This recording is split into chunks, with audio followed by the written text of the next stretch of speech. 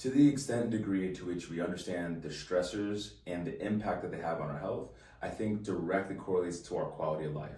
The more we understand the impact, the more we can shift and be able to rewire our perception to be able to have a life that we're living more intentionally. Hello and welcome. My name is Dr. Jamal Fruster. If you're watching this, you're probably one of my practice members, which feels great. And if not, maybe you look to be one, as I just want to be able to provide value and share a framework that's really massively shifted my life and the lives of hundreds of people that I've worked with over the last even just year or two, and being able to implement some of these frameworks that are more so mental, but are having very, very tangible impacts and direct effects on our life. So starting with the stress, and I want you to take notes, so grab a sexy journal if you haven't, take notes, follow my voice. This is gonna be one video of many. I do a workshop called Providing for the Provider where I go deeper into this. So when it comes to stress, this is a nicely drawn brain. It kind of looks like a tree. It's almost like we're part of nature or something. Brain experiences stressor.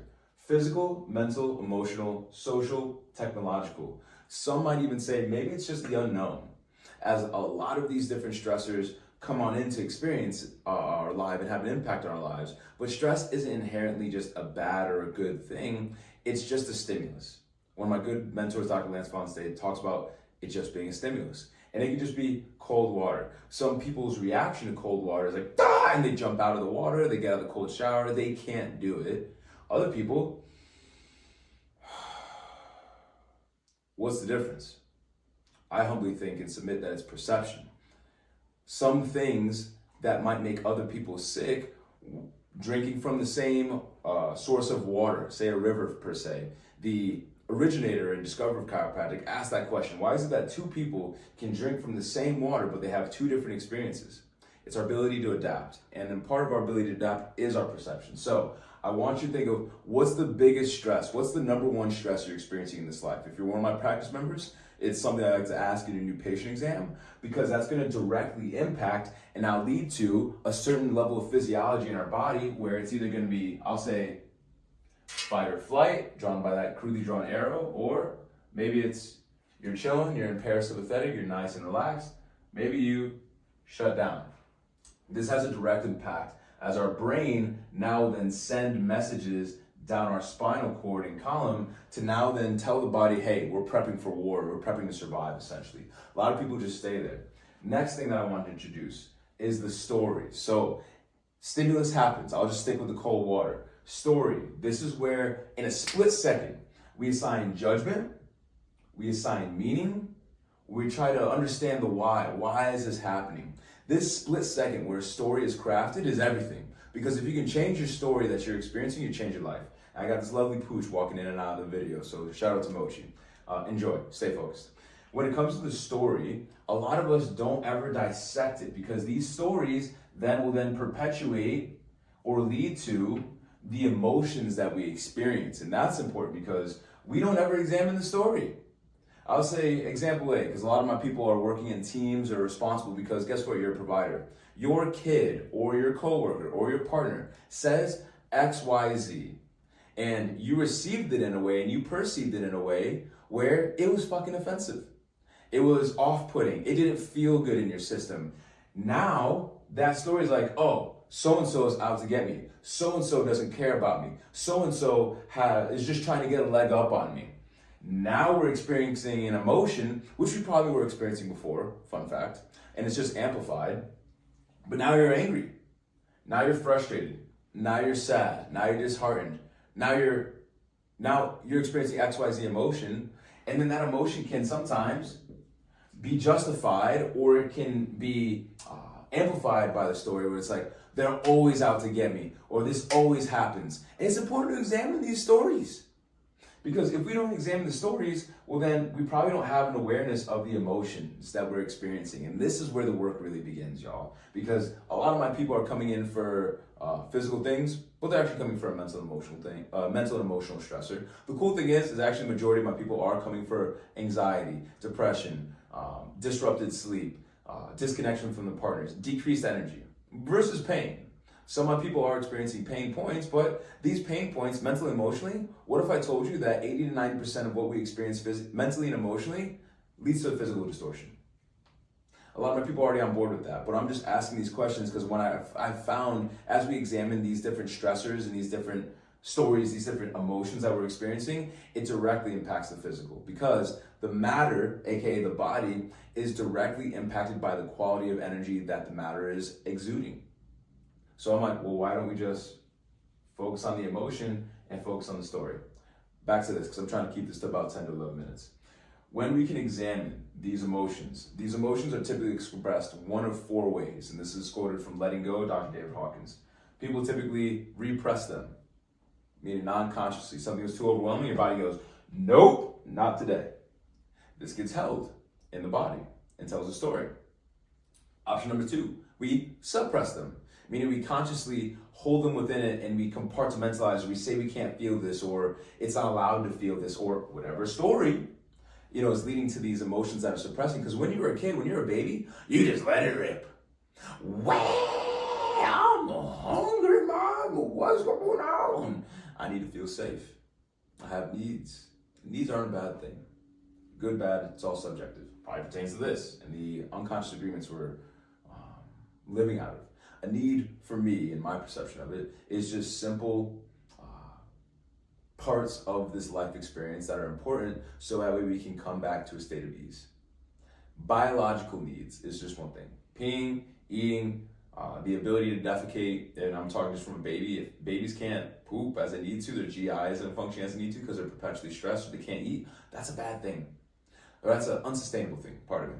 But as adults, we evolve from that, but the needs still remain the same. So there's biological needs, there's psychological needs, there's safety needs, there's communal needs, then there's self-actualization needs. But back to the underlying emotion, because majority of people are suppressing, repressing, and some people may even express, but a lot of people don't fully get it out of them. And when you don't fully get that emotion, you don't fully process it, you don't fully acknowledge it, this leads to then oftentimes projecting these emotions. So that's where I was saying, you might be feeling upset or frustrated, maybe with yourself, maybe in relation to another person, maybe to a family member, maybe with your work environment, whatever it may be, but that emotion's still within you. And because you haven't dealt with it, now you're projecting it onto so-and-so that said X, Y, Z, and now that's the scapegoat for this emotion you haven't dealt with. Keep in mind, there's all frameworks that have helped me as I come from feeling anxious, depressed, frustrated. I'll say frustration is probably my number 1 emotion that I even sometimes currently to this day feel, because keep in mind, this is understanding your stress pattern. So it's important to be able to appreciate what you're experiencing internally and how it's projecting to your external reality. And what's the point of all this? Well, oftentimes we're having an unmet need. That unmet need, I like to share the acronym in my Providing for the Provider workbook. So if you're my practice member, you're gonna get this. Mrs. Clausia. I'm gonna breeze through it really quickly, but this comes from the book Nonviolent Communication, because when we can communicate and even become aware, that's the first step. Awareness. If you don't know what's going on internally, well, how are you supposed to relay that to anybody to help get your needs met? Anyways, meaning, recreation, sustenance, creativity, love, autonomy, understanding and empathy, sense of belonging, sense of safety, identity, authentic expression, and attachment. Attachment meaning, not like, oh, this is important. So attachment being like you're connected to someone to help co-regulate versus being dependent upon them. The importance of things that we become attached to is because we assign this relationship, this object, this furry animal, and a role of helping and becoming dependent upon you achieve an emotional need. I mean, like, I don't know, you experience an abundance of love from your furry friend. But I ask, are you and how can you, if not, experience more love for yourself in that way versus being dependent upon that relationship? Because attachment, for me, it isn't a bad thing, because we actually literally were attached to our moms. So when we need to learn how to co-regulate with one another, and by that I mean being able to help someone who's experienced the stress state come back center, especially if it's not matching an appropriate stressor. So say, I don't know, a pen drops and you lose your mind. Is that really necessary? Because it's important to be able to understand our emotions aren't bad.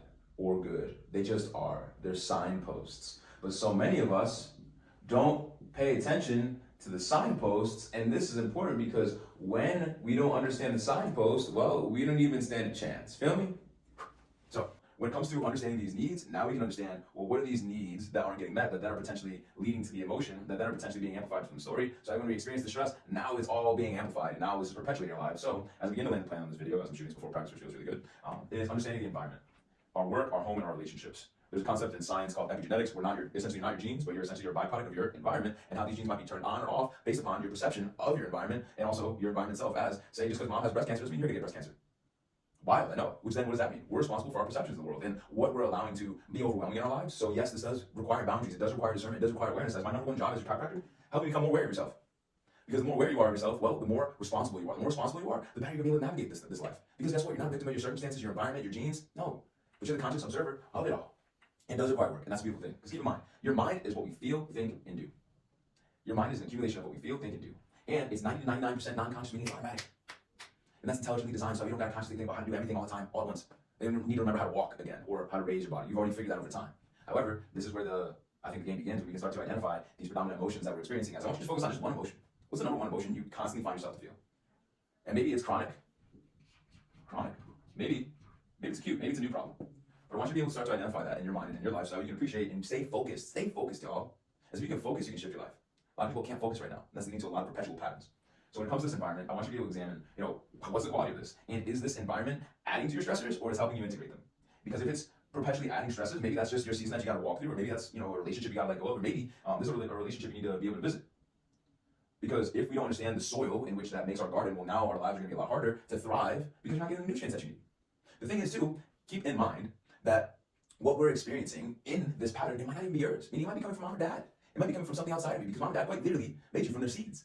And this is a beautiful thing, because it's just biology, but they carry stress, they carry trauma, which is a distorted version of reality based upon an event that was very overwhelming to the system. Now it's led to a certain life result. Because keep in mind, when you can now examine this cascade, well, now you can shift and be able to impact, well, what is our life result? And what do you mean by that, Dr. Jamal? I mean, what do you want in life? Are you happy where you're at? What do you want? And I like to think it's not even what do you necessarily want as an external goal, but what's the emotion that you want to feel? And I find a lot of people, they're just trying to come back and they want to keep a state of mind of peace. Dr. Caroline Leaf talks about what is success biologically. It's the ability to come back to a state of peace. And when that occurs, and you can come back to that place, come back to that eye of the storm, because guess what? The stress probably isn't going down the next decade. We can be able to relate to it differently. We can actually be able to integrate it into our bodies and lead to a result. Because guess what? You are the alchemist to your life. And that's a whole nother video. But when it comes to getting these needs met, one last thing, I want you to ask yourself a question. What's the one thing that I can do today to get this need met? It's the one thing. And maybe it's reaching out to the community outside of yourself, sense of belonging, community. But I like to invite that internally. Because if you're feeling these perpetual things, there are things that we can do in the day-to-day to help move that. And if you're finding trouble moving some of these emotions, I invite you to journal about it, which I got prompts for. Comment if you need that support, as I'm excited to make more videos like this and build this out. But maybe it's just a lot of energy. Maybe it's a need for recuperation. Maybe you gotta move your body. Maybe you gotta breathe. Maybe you gotta scream. Maybe you gotta move like sound. You have tools within you. We're just gonna help refine your tools.